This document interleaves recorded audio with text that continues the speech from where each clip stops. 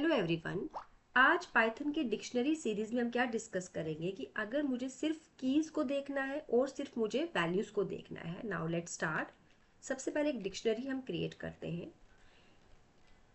कुछ वैल्यूज में डिक्शनरी की कीज को दे देती हूँ। 2 is a key and Sohan is a value, 3 is a key and Rohan is a value. Now मुझे सिर्फ कीज को देखना है तो हम क्या यूज करेंगे? Keys function. ना, ये आपके सामने क्या आ गया? डॉट कीज लगाने से सिर्फ और सिर्फ कीज की एलिमेंट्स आए। मतलब 1 2 एंड 3 मेरे क्या थे? पाइथन की डिक्शनरी के की थे। वैल्यू शो नहीं हुई। मोहन, सोहन और रोहन आपको शो नहीं हुआ। नेक्स्ट, अगर मुझे सिर्फ क्या देखना है, कीज नहीं देखनी, उसकी वैल्यूज को शो करना है। नाउ मेरे पास क्या फंक्शन अवेलेबल है? वैल्यूज। एग्जीक्यूट करते हैं।